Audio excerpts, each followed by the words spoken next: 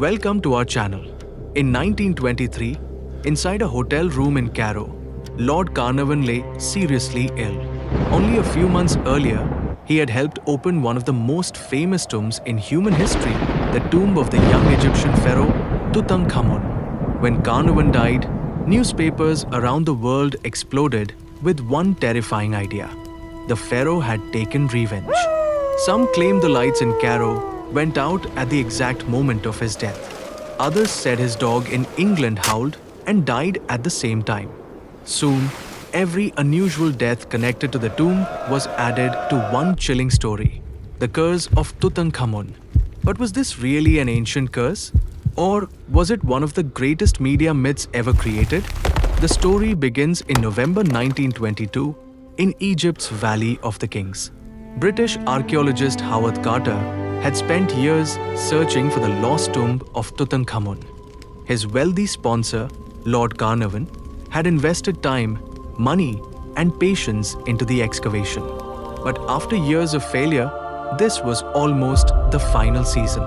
Then, on 4th November, workers uncovered a hidden step beneath the sand.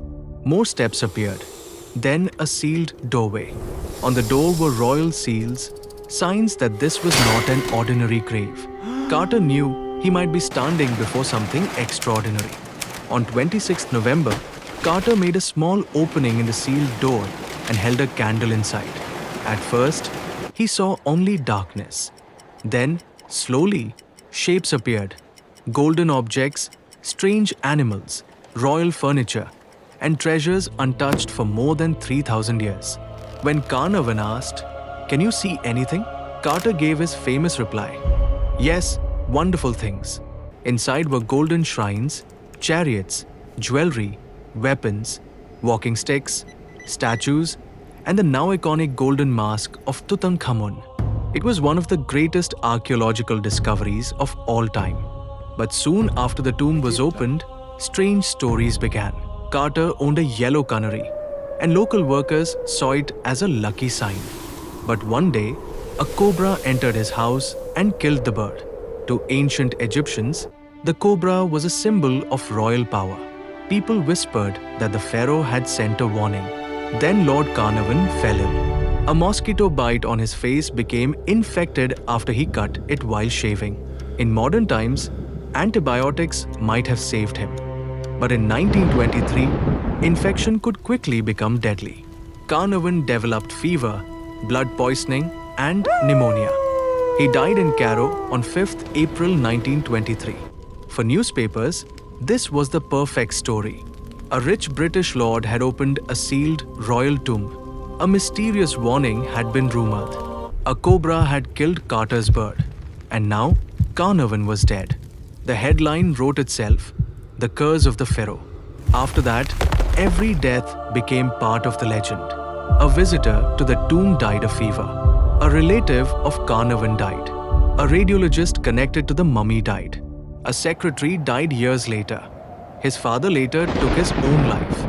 Newspapers counted the dead and made the curse sound stronger with every article. But there was one major problem. The most important people did not die quickly.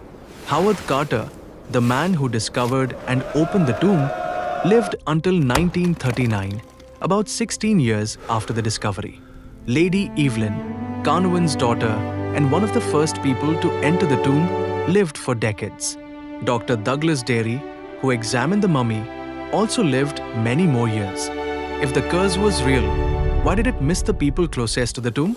The famous curse inscription is also doubtful. Many reports claim the tomb warned that death would come to anyone who disturbed the pharaoh's rest. But serious Egyptologists found no reliable evidence that such a warning existed at Tutankhamun's entrance. The line sounded more like dramatic fiction than ancient Egyptian text. So how did the curse become so famous? Because the world wanted mystery. Tutankhamun's tomb was already a global sensation. Newspapers were fighting for attention, and sensational stories sold better than careful archaeology. A sudden death became a curse. A coincidence became proof. A rumor became history. But science gives another explanation. Ancient tombs can contain dust, mold, bacteria, and poor air quality.